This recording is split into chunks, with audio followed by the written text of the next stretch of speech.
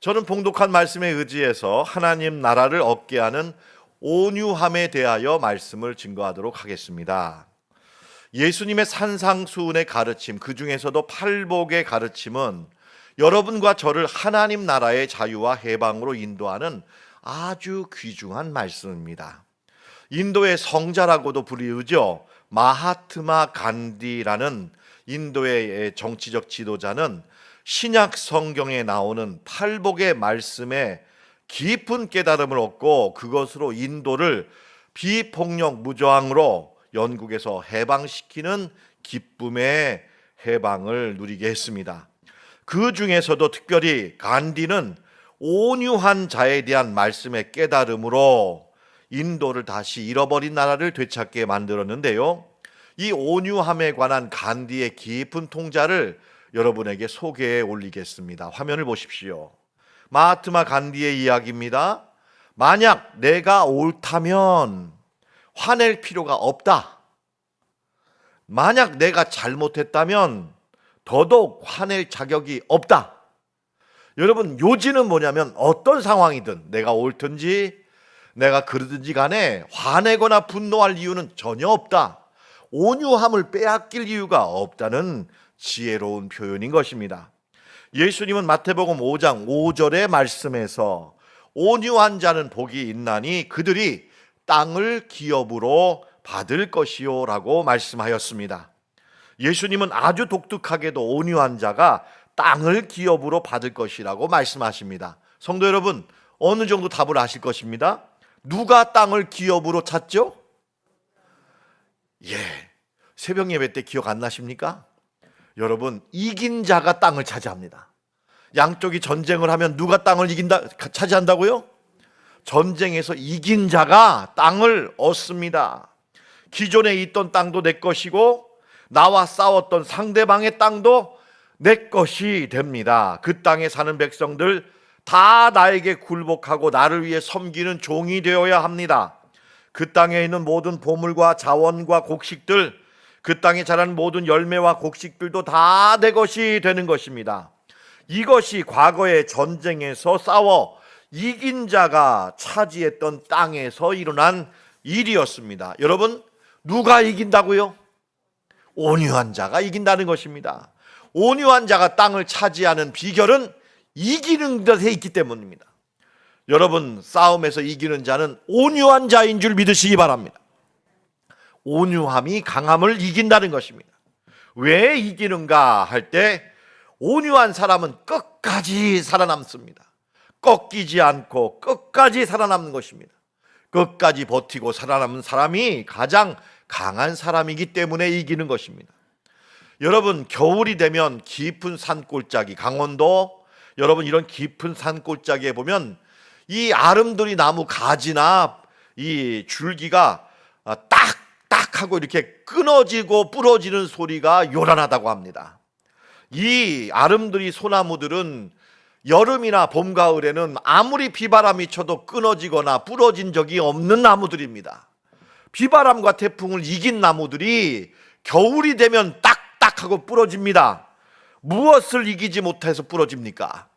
사뿐사뿐히 내리고 쌓이는 부드럽고 가벼운 눈덩이가 쌓였을 때 그 눈덩이의 무게를 이기지 못하고 그만 부러지고 꺾여지고 마는 것입니다.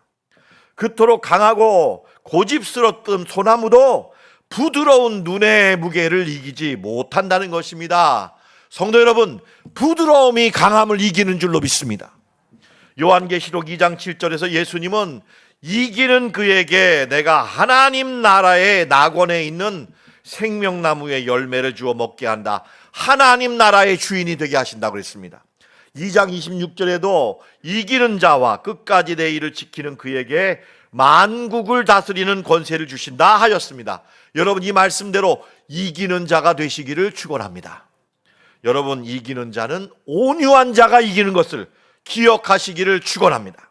함부로 화를 내거나 마음대로 하고 싶은 말을 내뱉거나 하고 싶은 대로 마구 행동하는 사람이 이기는 법이 없습니다. 부드럽고 절제하며 자기를 통제하는 온유한 자가 이기는 것입니다. 자기를 철저히 훈련하고 다스리는 통제하는 사람이 이기는 줄로 믿습니다. 성도 여러분, 온유함을 사모하시고 온유한 자가 되시는 여러분 되시기를 축원합니다. 그러면 온유함이란 무엇일까요? 예수님이 말씀하신 온유함의 의미가 무엇일까요?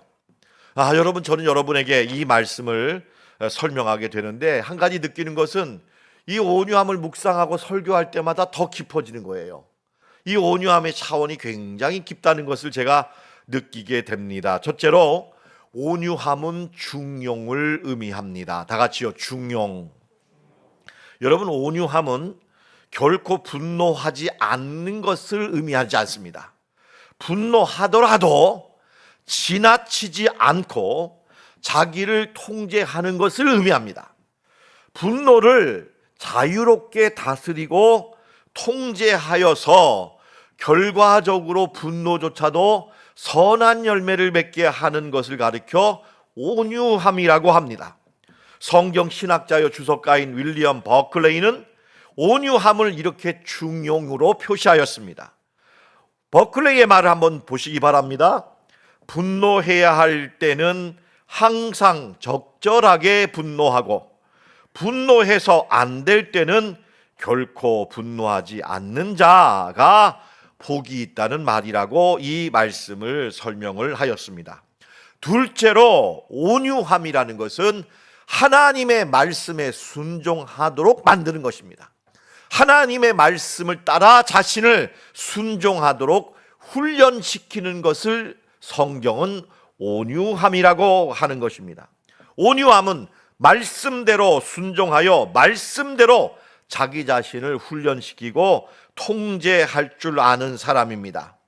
내 고집대로 하지 않고 하나님의 말씀과 뜻 앞에 내 뜻을 멈출 줄 알고 중단시킬 줄 아는 것을 하나님은 온유하라고 한 사람이라고 말씀하십니다. 성도 여러분, 하나님의 말씀은 결과적으로 저와 여러분들을 온유한 사람이 되도록 연단시키십니다. 여러분, 제가 말씀으로 훈련받을 때 너무나도 귀하게 품었던 말씀 한 구절 소개합니다. 시편 105편 18절로 19절입니다. 요셉을 하나님은 철저히 온유한 자가 되어 온 세계를 땅으로 자기 땅으로 삼고 다스리고 축복하고 구원하는 사람이 되도록 하나님의 말씀으로 연단했다는 구절입니다. 이 말씀은 하나님의 말씀이 우리를 온유한 자가 되도록 철저히 연단한다는 것을 보여주십니다. 이 말씀 다시 한번 보여주시면 고맙겠습니다. 이 말씀은 여러분 굉장히 좋은 말씀인 것 같아요. 여러분 같이 한번 읽어보면 너무 좋겠습니다. 같이 한번 읽어보실까요? 시작. 그의 발은 착고를 차고 그의 몸은 쇠사슬에 매였으니 곧 여호와의 말씀이 응할 때까지라. 그의 말씀이 그를 단련하였도다. 그의 말씀이 그를 단련하였습니다. 온유한 자가 되도록 단련한 것입니다. 여러분, 하나님의 말씀으로 여러분 자신을 철저히 훈련하고 다스리는 여러분 되시기를 바랍니다. 말씀의 사람이 될 때까지 나를 다스리고 훈련하는 것, 이것이 바로 온유함이다라는 것입니다. 셋째로 온유함은 진실한 사랑입니다. 여러분, 성경 고린도전서 13장에는 진실한 사랑은 흥분하는 사랑이 아니랍니다. 진실한 사랑은 감각적인 사랑이 아니랍니다.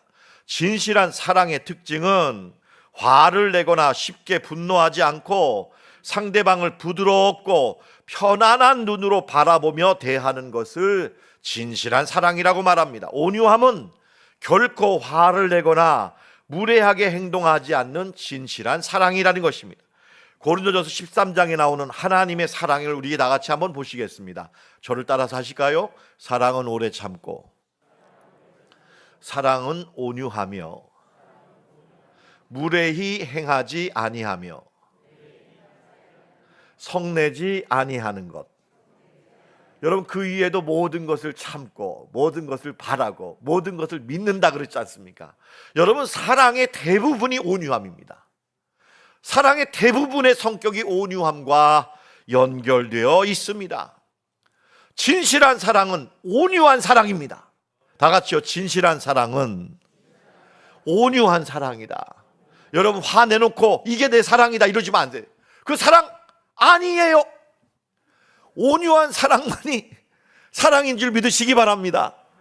예, 나 뒤끝 없다, 그거 사랑 아니다. 예, 진실한 사랑은 온유한 사랑. 여러분, 오래 참고 온유하며 부드럽게 사람을 대하는 것이 온유한 사랑이요 진실한 사랑입니다. 이러한 온유함은 그냥 주어지지 않습니다. 철저히 나 자신을 온유하게 훈련해야 합니다. 온유함으로 길들여야 합니다. 온유함은 사랑을 사랑으로 표현하게 하고 사랑으로 나누고 이해하도록 나 자신을 인도하는, 천국의 삶으로 인도하는 가장 중요한 덕목이 되는 것입니다. 모세는 늦은 나이에 구스 여인을 아내로 맞아들였습니다. 구스라 함은 지금의 이디오피아의 여인을 말합니다. 피부가 검은 흑인 여인을, 모세가 이방인을 자기 아내로 맞아들인 것입니다. 이것이 못마땅했던 아론 형님과 미리암 누님은 모세를 그때부터 크게 책망하면서 사람들에게 모세가 저게 하나님 종이 저럴 수 있느냐, 모세만이 하나님의 종이 아니다, 이렇게 말하며 모세의 권위를 무너뜨리기 시작했습니다. 모세를 완전히 무시하는, 비난하는 말을 합니다. 모세의 귀에 들려왔던 말이 민수기 12장 2절에 기록되어 있습니다. 여호와께서 모세와만 말씀하셨느냐, 우리와도 말씀하지 아니하셨느냐 하면서 모세의 권위를 가장 가까운 아론과 미리암 누님이 깎아내렸던 것입니다. 여러분, 그런데 모세는 형님과 누님이 이렇게 상처를 주고 섭섭하는 말을 하는데도 불구하고 도무지 화를 내지 않습니다. 아론과 미리암이 하는 말을 듣고도 모세가 보인 반응, 여러분, 이 구절은 저희 신학생들이 성경고사를 볼 때마다 나오는 암송 구절이요, 입학 시험 때 외워야 될 암송 구절 중에 하나입니다. 민수기 12장 3절 말씀, 우리 다 같이 이 유명한 말씀 한번 읽어봅니다. 모세의 반응이에요. 온유한 모습에 관한 설명입니다. 다 같이 이 구절 읽어봅니다. 시작. 이 사람 모세는 온유함이 지면의 모든 사람보다 더하더라. 무슨 말입니까? 아무리 화를 내도록 찌르고 긁어도 모세는 화를 내는 법이 없었다는 것입니다. 오히려 미리암에게 하나님께서 나병에 걸리게 했지요. 그러자 모세는 누님의 이 나병을 치유해 달라고 하나님께 간절히 기도하는 온유한 사랑을 보였던 것입니다. 여러분, 이러한 모세의 온유함은 잃었던 모든 것을 다시 회복하게 했습니다. 오히려 하나님의 마음까지 얻었고 이스라엘 백성들에게도 야, 역시 모세 선생님은 위대한 선생님이야 라는 권위가 세워지는 계기가 되었습니다.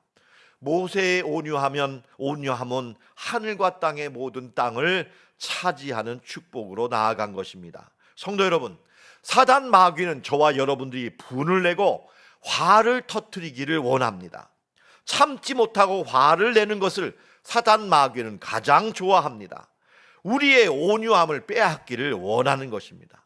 성도 여러분, 우리가 화를 내면 지는 줄로 믿으시기 바랍니다. 다 같이 하겠습니다. 화내면 진다. 네, 옆에 분에게 꼭 인사하세요. 화내면 집니다. 인사하세요. 화내면 집니다. 여러분, 화내지 마시기 바라고 저에게도 화내지 말라고 말씀해 주시기 바랍니다. 예, 여러분, 에베소 4장 26절에 보면 하나님은 우리에게 분노를 품고 살지 말라 하십니다. 분을 내어도 죄를 짓지 말라 하는 것입니다. 지나치게 화를 내면서 온유함을 깨뜨리고 빼앗겨서는 안 된다는 것입니다. 하나님은 또한 우리가 악한 자들과 똑같은 방법으로 대응하지도 말라는 것입니다. 마태복음 5장 39절에 악한 자를 대적하지 말라. 누구든지 내 오른편 뺨을 치거든 왼편도 돌려대라 하는 것입니다. 네가 나를 때렸어? 나도 너를 때릴 테니까 기다려. 이러지 말라는 거예요. 이러지 말고 온유하게 대응하라는 것입니다. 여러분, 저는 신학을 이제 깊이 있게 사랑하고 공부하다가 어느 날 전능하신 하나님에 관한 이상한 교리를 배우게 되었습니다. 이단적인 거 아니고요. 전능하신 하나님의 무능함에 관한 깊이 있는 교리를 깨닫고 저는 충격을 받았고 제 인생의 삶을 묵상하게 되었고, 이 하나님의 전능하신 무능함이라는 테마를 두고 묵상하면서 제 삶에 적용하게 되었습니다. 여러분, 전능하신 하나님이 무능하다는 게 말이 될까요?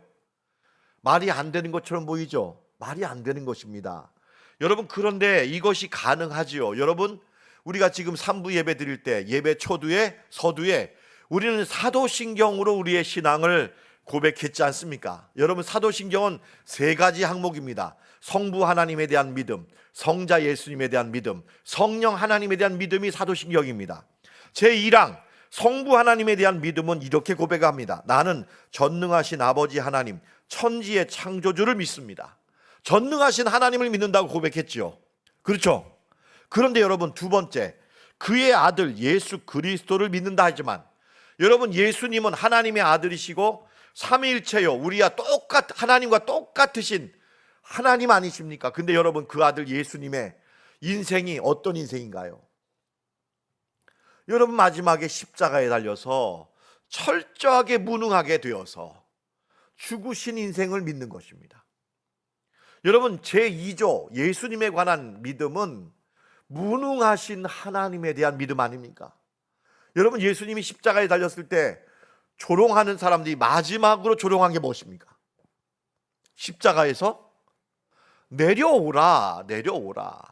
네가 하나님의 아들이면 십자가에서 내려오라 하는 것입니다. 여러분, 이것이 마지막 이 시험자들의 시험거리였습니다. 예수님도 얼마나 십자가의 고통에서 벗어나 내려오고 싶었겠습니까? 오늘 여러분, 시온 찬양대의 찬양은 바로 그 대목에 관한 이야기입니다. 왜 안 내려오셨습니까? 사랑의 갈보리 아닙니까? 우리의 죄를 대속하려고, 우리의 허물과 죄 때문에, 우리를 용서하기 위한 완전한 사랑 때문에 선택하신 것이 무능함입니다. 다 같이 하겠습니다. 십자가의 무능함. 여러분, 십자가의 무능함이 무엇입니까? 그것이 바로 하나님의 온유함입니다. 하나님은 전능하시사 모든 걸 창조하셨습니다. 말씀으로 못하실 바가 없으십니다. 그 전능하신 하나님이 왜 여러분 무능하게 되셨습니까? 사랑 때문에 우리를 사랑하시는 그 사랑 때문에 가장 온유한 하나님의 사랑을 십자가를 통해 보여주시기 위하여 내려오지 않으신 것입니다. 여러분, 이것이 바로 하나님의 십자가의 사랑이라는 것입니다. 여러분, 이 하나님의 온유한 사랑을 바라보시는 여러분 되시기를 바랍니다. 브레넌 매닝이라는 분이 쓰신 사자와 어린 양은 이 예수님의 십자가의 온유한 사랑을 우리에게 아름다운 시처럼 노래하고 있습니다. 여러분, 여기에 나오는 이 구절들 참 깊이 있는 말씀입니다. 여러분, 평생 간직할 여러분 대목이라고 이해하시고 자주 묵상하십시오. 원래 예수님은 사자와도 같이 용감한 분이십니다. 여러분, 나니아 연대기라는 그 영화도 있지 않습니까? 거기에 보시면 예수님을 비유한 동물이 아슬란이라는 사자 아닙니까? 예수님은 사자로 비유될 수 있는 분이십니다. 그렇게 힘세고 여러분 전능하신 하나님이지만 우리를 사랑하기 때문에 무능한 희생제물로 십자가에 달리셨고요, 그 희생제물이 되어서 우리를 위해 온유한 사랑으로 우리를 구원하기 위해 피를 흘리고 죽기까지 순종하신 것입니다. 여러분, 이것이 바로 예수님의 선택하신 사랑의 무능함입니다. 예수님이 완성하신 온유함은 사랑 때문에 무능하게 되는 것입니다. 다 같이 하겠습니다. 온유함은 사랑의 무능함이다. 아멘. 온유함은 사랑 때문에 선택한 무능함이 바로 온유함이라는 것입니다. 이것이 십자가에 나타난 하나님의 온유함임을 기억하시는 여러분 되시기를 주님의 이름으로 축원합니다. 오늘 이 노래를 우리 시온 찬양대가 부르니 제가 참 깜짝 놀라죠. 너무너무 이렇게 일치가 되는 것 같아요.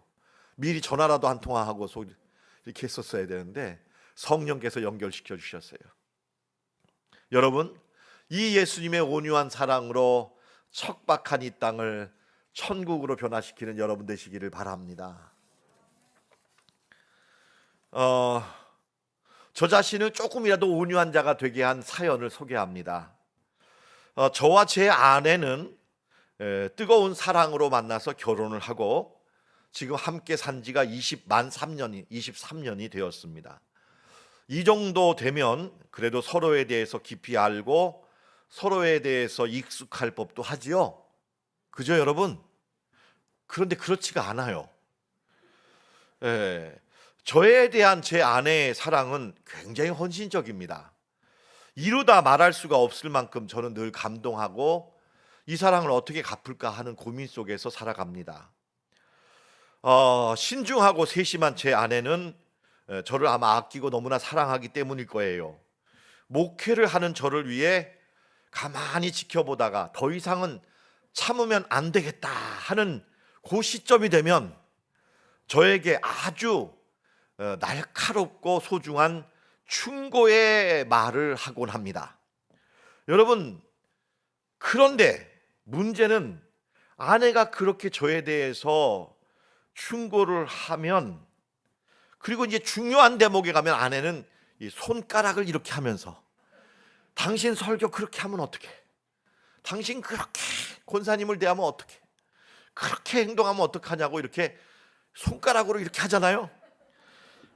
그러면 그게 저한테는 이게 달게 느껴져야 되는데 그 손가락이 그냥 커다란 모처럼 느껴져가지고 막 저를 찌릅니다. 가시가 되어 막 마음의 상처를 팍팍 받아요. 그러면 제가 못 참고 화가 팍팍 납니다. 화를 내면서 그러면 당신이 설교하라고. 나 집에 있을 땐 당신이 목회해. 막 이렇게 화를 내든지 부드럽게 지나가질 못합니다. 그러면 제 아내는 제가 또 이렇게 말한다고 상처를 받아서 또 이렇게 또 상하고 있습니다. 여러분, 이게 저의 부부의 문제라는 것을 좀 부끄럽지만 고백합니다. 이 문제를 어떻게 해결할까? 근데 한 가지 여쭤볼게요. 저만 그런가요? 우리 다 그래요? 알고 보면 다 그래요. 근데 여러분, 어느 날 저에게 이 문제를 조금 여유 있는 시각으로 볼 수 있는 계기가 저에게 찾아왔습니다. 제가 젊은 시절에 읽었던 생 땡쥐 베리의 어린 왕자라는 책을 제가 요새 다시 읽고 있어요. 이 5월 가정의 달에 이 어린 왕자라는 책과 가정의 문제를 연결시켜서 좀 설교를 해볼까 해서 어린 왕자를 연구하다가 제가 이제 어린 왕자에 나오는 이 장미꽃과 어린 왕자의 이야기를 보면서 제가 많은 은혜를 받고 깨달음을 얻었어요. 그래서 여러분에게도 이 지혜를 나누고자 합니다. 제가 새벽에 간단히 한번 소개시켜 드린 적이 있어요. 어느 날 어린 왕자가 살고 있는 작은 별에 씨앗 하나가 날아와서 자리를 잡더니 예쁜 장미꽃 한 송이를 피웠습니다. 그 장미꽃이 너무나 사랑스럽고 아름다운 장미꽃이어서 어린 왕자는 평생 이렇게 예쁜 장미꽃을 만난 적이 없기 때문에 홀딱 반해서 너무 좋아했어요. 사랑했어요. 여러분, 그런데 어린 왕자가 장미꽃을 사랑하고 가까이 갈수록 마음에 심한 상처를 받은 거예요. 왜냐?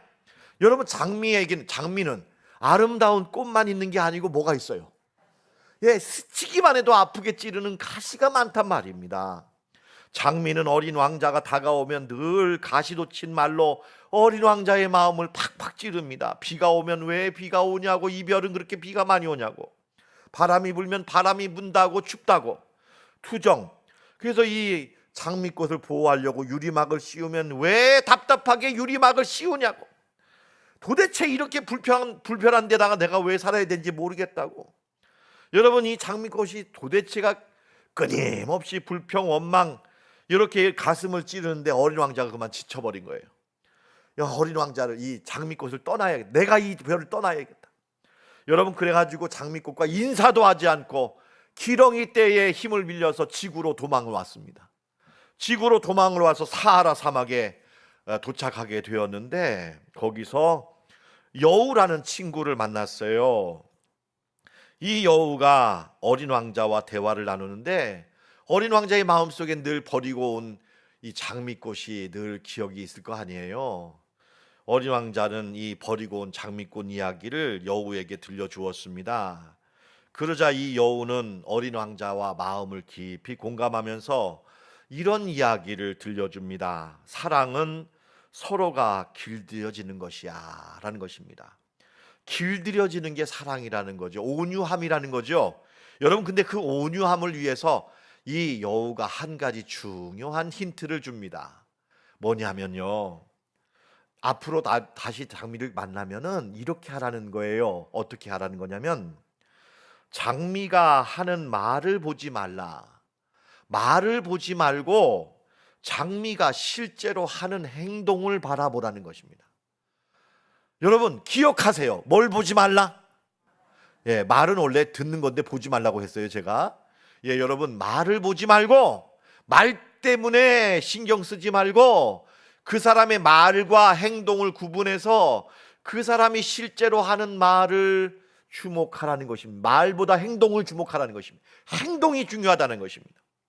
왜 말을 보지 말라고 하느냐? 여러분, 이유가 있어요. 여러분, 우리는 말로 표현하는데 서툴다. 맞지요?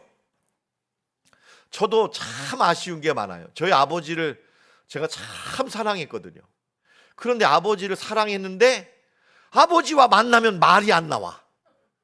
말이 안 나오고 대신 하는 말이, 아버지 왜 옷을 그렇게 누추하게 입으셨어? 아버지 왜 그렇게 비가 오는데 비를 맞으셨냐고. 나 아버지 때문에 죽겠네. 막 이런 식으로 아버지의 마음을 찌르는 게 제가 했던 말이었어요. 예. 여러분, 느끼는 게 뭐냐면은 사랑을 사랑으로 표현하는데 말은 서툴다. 그런 얘기예요.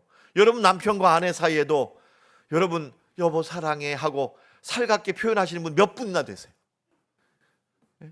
여러분, 당신 그러느냐고 이러잖아요. 근데 여러분, 그게 뭐예요? 사실상 찌른단 말이에요? 아니면은 사랑한단 말이에요? 우리 권사님들, 우리 남편에게 잔소리 하시는 게 사랑이에요? 아니면 미움이에요? 대답 안 하시네.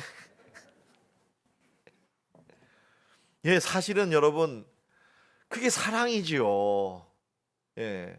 진짜 미우면 옆에 있겠어요? 함께 있겠냐고요. 장미가, 어린 왕자가 사랑스럽고 너무 관심을 받고 싶고 여전히 그 주목의 대상이 되고 싶으니까 자꾸 이렇게 장미를, 어린 왕자의 마음을 찌른 것이지요. 정말 싫었다면 어린 장미꽃을 한마디도 안 했을 거 아니겠습니까? 여러분, 어린 왕자를 너무나 사랑하기 때문에 아프게 한 것이잖아요. 이걸, 이 장미꽃을 떠나서 지구에 와가지고 생각을 깨닫게 된 거예요. 그러니 여러분, 얼마나 마음이 미안하겠어요. 아, 장미가 나를 사랑해서 저렇게 했구나. 나는 그거를 나를 찌른다고, 나를 괴롭힌다고 생각하고 원망했구나. 여러분, 그래가지고 새로운 마음을 가지고 어린 왕자는 여러분 다시 장미꽃에게 찾아가려고 지구를 떠났다는 얘기입니다. 여러분, 다시 만났을 때 아무리 뭐라고 해도 어린 왕자의 눈에는 장미가 예뻐 보였을 것입니다. 장미꽃만이 아니라 이제는 장미가 찌른 가시도 여유롭고 부드럽고 온화하게 바라보고 웃음 지었을 것 아니겠어요? 성도 여러분, 저는 온유함을 이 어린 왕자의 이야기로 이렇게 정의해 봅니다. 그림을 한번 보실까요? 온유함이란 장미꽃만 바라보고 사랑하는 것이 아니라 장미꽃에 있는 가시도 사랑하고 그 가시도 바라보고 여유롭게 웃어주는 것이다. 여러분, 이제 오늘 이 말씀을 통해서 여러분 한 가지 지혜를 얻으셨다면, 앞으로 그분의 행동이 분명히 나를 향한 사랑인데 그의 말이 가시가 돋쳤다면 그 가시도 사랑이라고 보시기 바랍니다. 다 같이 가시도 사랑이다. 여러분, 옆에 분이 나를 찔렀다고 하고 이제 그 가시를 향해서 웃어주실래요? 한번 옆에 있는 가시한테 한번 웃어줘 보세요. 웃어줘 보세요. 예, 이제 왜 찔러 하지 마시고, 왜 찔러 하지 마시고 웃어주시는 사람, 가시까지도 여유롭게 바라보고 웃음 짓는다면 그것은 바로 하나님 나라를 차지하는 온유함이 될 것입니다. 여러분, 교회에서도 마찬가지입니다. 우리 권사님이 집사님 그러지 마세요, 이럴 때도 이건 뭡니까? 사랑이다. 아시겠습니까? 우리 집사님들. 예. 우리 자녀들 아버지가 뭐라고 하면 아버지는 맨날 나만 보면 잔소리야. 이러지 마시고 아버지의 잔소리도 뭐다? 사랑이다. 우리 남자 집사님, 장로님들 부인이 뭐라고 막 하면 싸우지 마시고. 예? 여러분 노년에 안 싸우실 것 같아요? 많이 싸우셔요. 더 싸우셔 보면. 여러분 그러지 마시고 이제는 웃어주시는 여러분 되시기를 축원합니다. 말에 상처받지 마시고 그냥 지나가시라니. 무슨 말을 해도 좋게 바라보시고 환하게 웃어주시면 이길 줄로 믿습니다. 그 사람이 땅을 차지합니다. 그 사람을 통해 천국이 펼쳐지게 되는 것입니다. 여러분의 부부관계가 더욱더 사랑으로 확장되시기를 축원합니다. 우리 교회 생활이 천국의 생활이 되시기를 바랍니다. 예수님이 십자가에서 보여주신 사랑의 무능함으로 모든 것을 대하실 때 여러분의 삶은 하나님 나라의 기쁨이 펼쳐지실 줄로 믿습니다. 기도 올리겠습니다.